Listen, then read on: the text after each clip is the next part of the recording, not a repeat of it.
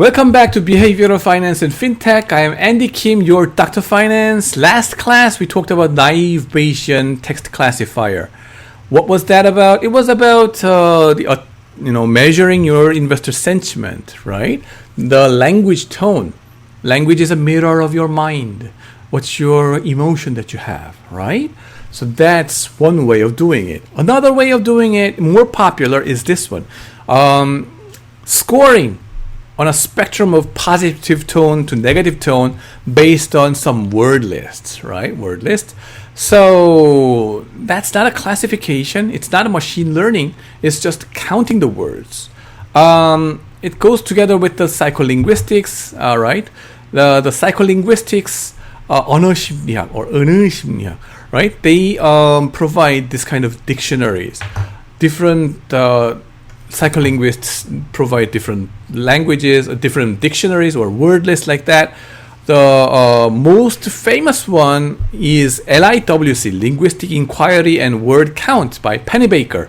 And then it gives a word list of 200 plus categories. But what is now used in finance is Harvard 4 dictionary, which is established by Harvard psychologists, right? The psychologist in Harvard. Now, this kind of word, right? Paul Tetlock of Columbia is the first one pioneer to use it. Harvard 4 dictionary and tested which category words matters most for finance research, and then he found that percentage of negative words mattered the most, and perhaps the only one, almost the only one. He constructed this tone score, which is the number of negative words showed up in your news articles divided by the total word count in your news article. So percentage of negative words in news article. Utterly simple measure. It works nicely. Why negative? Because people are risk averse, and then they get more sensitive to any negative words. You get more attentive when there's a bad words to you. Curse word. Whereas the positive word, you're like, yeah, who cares? Neutral words, you don't care. But negative words, you keep it to your mind. Remember for your life. That's why. And then is a tone measure of sentiment or negative information about the fundamentals is an important question. Bad words shown, is that a bad emotion that you have, the journalists have about the company, or is it because there is a negative information coming up, qualitative information that you can quantify? That is a good question, right? Is it a sentiment, truly a sentiment versus an information, qualitative information, right? Behavioral finance approach interprets this as a sentiment. If it should be sentiment and psychology, and then if it should affect the stock price, then the affecting or impact will be transitory. A negative price movement will happen, and then the subsequent day it will reverse back to original level because it's just a psychology. It's not a fundamental. On the other hand, if it is information, qualitatively negative information captured by language tone, then you should observe permanent negative price movement, right? The price goes down and then stays negative down there, right? Yeah. In the first paper that I'm going to talk about, right, by Paul Tetlock, okay, what he found is that more negative tone is associated with transitory dip in Dow Jones index on the next day, followed by a reversal, which means it's more like a sentiment, a behavioral aspect of it, instead of economic, informational thing. What the heck, you may say? Paul Tetlock, I'm sorry to hide his face over there, but anyway, the pioneering paper, I mean, this is the, to me, this is the most important moment in the history of finance research, right?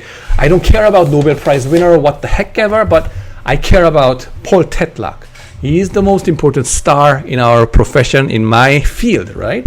And then a seminal paper he published is Journal of Finance 2007. But the thing is, he circulated this paper long before, like 5 years ago or 3 years ago, I guess, right? Had been giving seminars to hedge funds like I guess Renaissance Technologies like that, and BlackRock kind of hedge funds and asset managers, right? And you see Jim Simons, Renaissance Technologies, right? What do? They say financial engineering, but that's not really about the Black-Scholes kind of complicated rocket science, but it's more about machine learning using this kind of language tone measurement and all kinds of creative usage of mathematics and statistics, right? And then one way of doing it is Paul Tetlock's way. And just one tangential thing, why did they call this their hedge fund? They named themselves as Renaissance. Remember, Renaissance is about getting back to human beings, right? Out of those medieval approaches of those religious dogma, right? Perhaps the religious dogma that we have is efficient market hypothesis, Chicago, Eugene Fama, and then realize that the market is not that dogmatic. And then we have to realize that it has to be human psychology that should be driving it. How to quantify it using engineering techniques. They pioneered it. Perhaps that's why they named it as Renaissance Technologies, right? This is just pure guess, my guess, right? Why they named it Renaissance Technologies. I wish I could be working there, but they don't call me. All right, I should call them up. Anyway, would they ever hire me? I don't know. But anyway, that's an interesting part of this. Anybody interested in that kind of approaches, go ahead and read this one. The Man Who Solved the Market. Yeah. And Jim Simons. You have plenty of YouTube lectures of him, so you can enjoy that as well. Anyway, they adopted it, and before academicians accepted this, and then in Journal of Finance 2007 paper, quantifying those sentiment, he said in this paper. Here, what did he do? He did a very clever approach. He picked up one consistent section of Wall Street Journal, the newspaper, which is abreast of the market. Abreast of the market means what? Keeping abreast of this market means like market advances somewhat, and then the readers, we are trying to keep abreast of the market, step by step, following it, right? So abreast of the market is a section where the journalists summarize what happened in the stock market during the session, trading session of yesterday, I should say. Once the trading session finishes today, let's say 3 p.m. or 4 p.m., and then once it finishes, then the journalist summarizes what happened over the past session, right? The stock index, Dow Jones index, went up or down by X percent or Y percent because of certain news popping up like that, or the analysts say this drove the stock market, that drove the stock market, here and there. Here's a reason why. Okay? It's just keeping pace with what happened in the past. Analysis, or not just in-depth analysis, but just description of it. So it is supposed to be past information. Past information has to do with weak form market efficiency. So given that the market is efficient, even in a weak form, only just weak form, should the language tone of the abreast of the market, or whatever information that you find in the abreast of the market, okay, should it affect the future stock price? And the answer is no. The thing is, once the abreast of the market is written as of today's end, right, and then the journalists send it to the Wall Street Journal, and then the next day it gets printed in the newspaper, and then the readers or the traders read it, okay, in the next day. Should they get affected by this language tone, which is just the past information?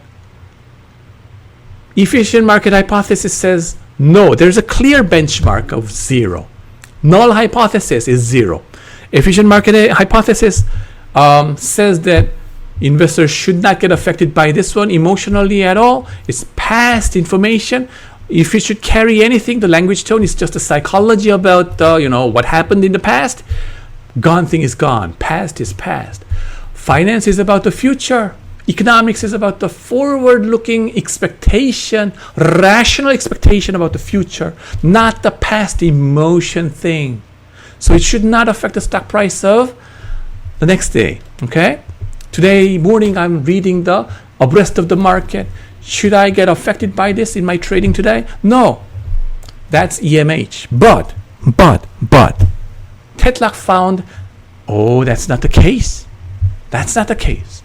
Once the language tone about the past is bad, today's return is bad as well. Gets affected negatively. Yeah. The thing is, the subsequent day, day plus 2, it reverses back. That confirms that this is about the psychology, not the economics. Very, very sexy paper. Interesting paper. That's why this paper won the Smith-Breeden Prize or something. The best research paper of the year of Journal of Finance in 2007, right? So very interesting one. Go ahead and read it. Media pessimism predicts downward pressure on the market prices, followed by a reversion. Right, that's that. Tone data, yeah, we can compute it using our, SAS or R or whatever. What you see is article by article, word count, negative word count over here. What you have to do is just divide this thing. That's it. And then predicting Dow Jones table is there for you. It shows pessimism affects T-1. Pessimism affects your price negatively in today's price. Okay, so that's that. And Paul Tetlock's paper, 2007. Any problems with this dictionary approach you may question? Yeah, you can click those YouTube videos about his lecture. Go ahead and watch it in your fun time, right? What about double negation? 아닌 게 아니라 not bad kind of things, or two negative words. But don't worry about it. The journalists are trained not to use this kind of double negation, because double negation complicates the reader, and then the reader shuts down if your article is not readable. They say bye-bye. I'm not going to read it. So the journalists try their best to make it simple. The readability matters, right? Double negation is not such a problem.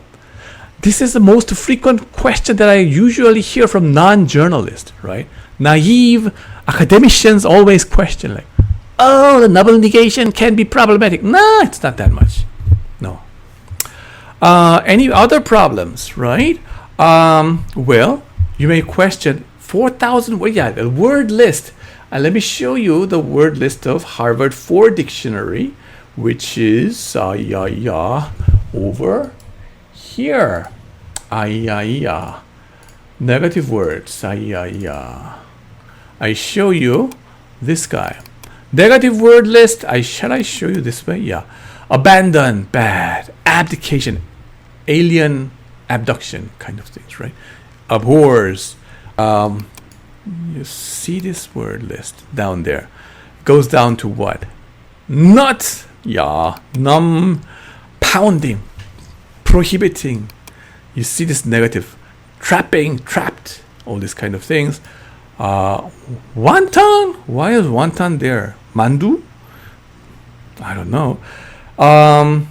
Whack attack. Yeah, right, I know. Yup. Yeah, so you see these negative words, but it's only 4,000 plus words. Remember in your English dictionary how many unique words are there about 영한 사전? By the way, my Korean name is Kim Young-han and my nickname can be 영한 사전. I used to be 영한 사전 in my high school days. Anyway, how many different words? 160,000 words, unique words, at least in my high school days. Nowadays, much more. 171,000 words in standard English dictionary, Webster maybe. But 4,000 is only 3% coverage. Why? But it has a lot to do with our language language life, right? We don't use all those 171,000 words every day, right? We are just using intensively about the small number of words that we like to use, right? So by just concentrating on those frequently used words, you can pretty much measure those negativity enough to be able to be used in this kind of tone scoring. And it has to do with something called the Zipfs law. Zipfs law, what the heck is that? Well, that's something called power law function as well. What is that? Here's a question. Zipf turns out to be a linguist 100 years ago, more than 100 years ago. Computational linguist, right? 100 years ago, was there something called computational linguistics? Well, it's a grandpa of this kind of computational linguist. His approach was really, really simple. And what was his question? Well, he was going through what is the most frequently used word in English? Okay? He was going through thousands of texts, random sample, I guess, of political statements kind of things, or 연두교석 kind of things, or, and then he was counting word by word, right? Oh, thousands of articles. For each article, you read it and then obtain the unique word and then list it up. Okay, word by word. Crazy. At that point of time, 100 years ago, there was no such things that called computer at all. It's your finger work. Oh, yes, right? For different papers, right? Thousands of them. And then out of it, what must be the most frequently used word? And then you can think about the ranking in terms of frequency, popularity of the word showing up. Yeah, rank number 1, most popularly used. How many times does it show, right? And then number 2 ranking word, how many times does it show? Ranking number 3 word, what is it? And then how many times does it show? 4, 5, 6, blah, blah, blah, blah, to the end, right? The last word. And then guess what? It's the most frequently used word in standard English writing. If I ask this question to any Korean people in MBA class, they say, some of them say, must be love. Well, to the person who says love, the world must be full of love, I guess, maybe. Maybe he or she is in love right now. Maybe language is a mirror of their mind. Yeah, but the thing is, it's the, T-H-E, right? It's Zipf's law, okay? And the distribution that you see by the ranking number 2 is of, and the third is and, 2, a, in, is, blah, blah, blah, blah, blah, like this, right? The thing is, the frequency, the relative frequency to the frequency of the is like the ranking number 2 is almost like a half of it.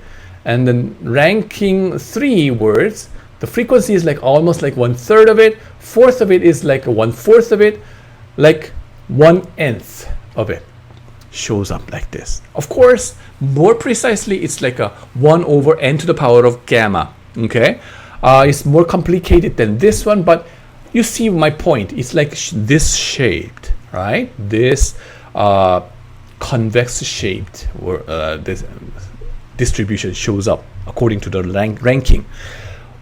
And this is awfully interesting to the academic researchers in many, many different disciplines, including economics and how do you say, the civil economics or city, urban economics, right? 도시 경제학 kind of things, and then financial economics, and then income distribution. Anybody who sees it, right?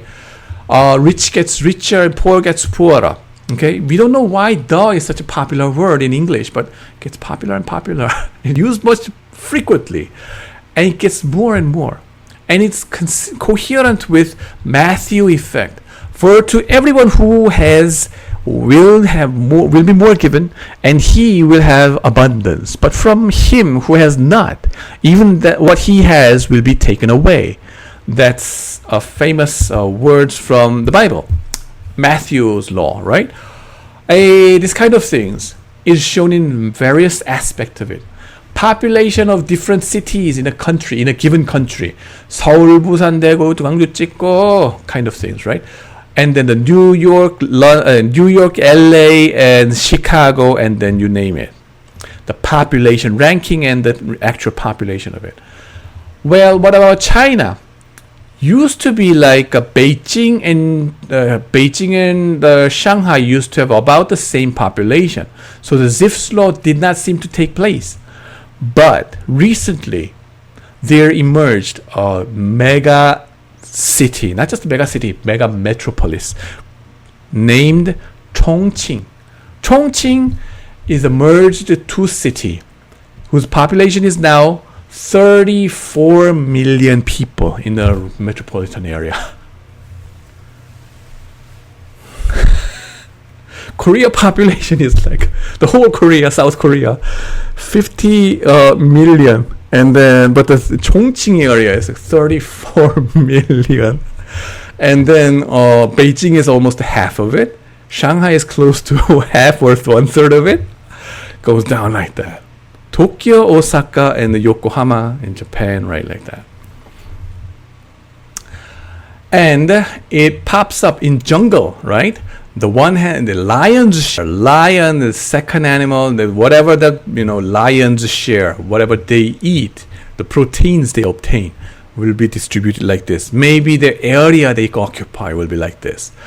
The company's market share, yes, or the market cap. Samsung Electronics and the number 2 company, number 3 company, like that in Korea. It happens like this way. Income distribution, income inequality. The Jeff Bezos income and then Microsoft, right? Bill Gates and Warren Buffett and things like that. It will happen like this, right? Over time, it just goes like that. If you leave any system, economic system as it is without any interruption, it will build up like this. Natural competition makes the rich gets richer, poorer gets poorer. Income inequality happens. Well, if you think about communist, right? 빨갱이 세상, right?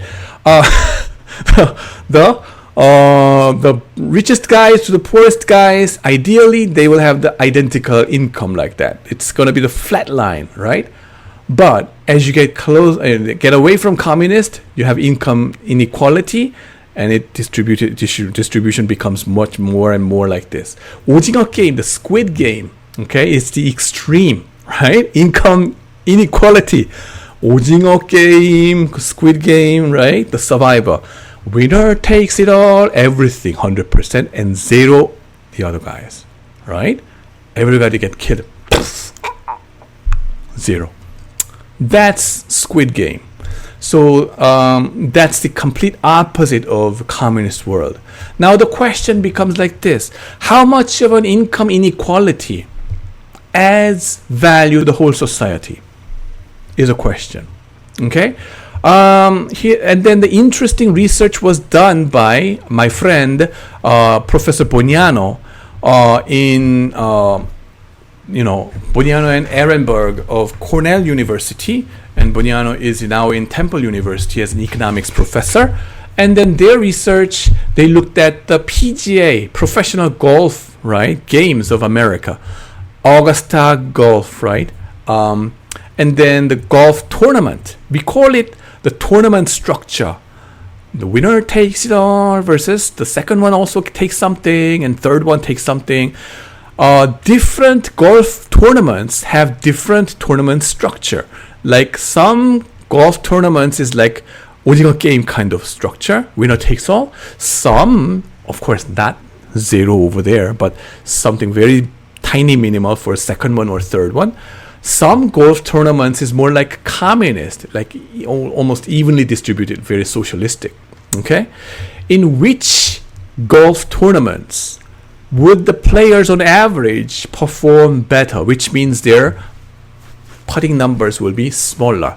Okay, what they found in Ehrenberg and Boniano, right, their PGA research, was that more tournament, right, more steeper tournament structure, the more efficient, the smaller number of puttings for the golfers.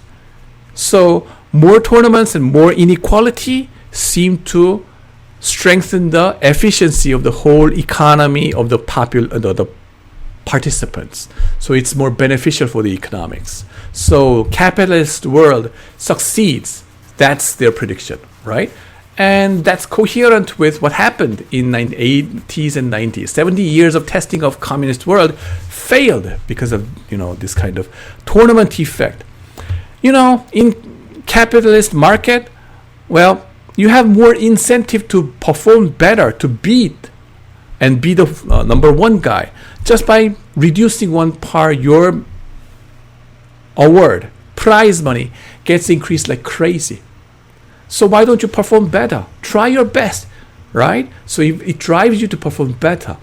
Compared to when you become lazy, you lose a lot of money, but not as much. But you have much more incentive to drive up your position and then perform better and then take the winner position and then get rewarded much more. It's much more beneficial to work yourself out, work your ass off, right? It's beneficial for you. As long as it's not killing your brain like that, you have more reason to perform better. That's what Ehrenberg and Boniano's paper about PGA. Okay, this is going together with the superstar effect. Okay, K-pop group and YouTube stars. How many subscribers do you see for PewDiePie kind of guys versus, I don't know. Yeah, makes me think about my number of subscribers, but luckily I've been having more and more subscribers so far, so I'm thankful for that one. Anyway, so more tournaments, steeper tournaments seem to add value. More inequality seem to add value to the whole economy.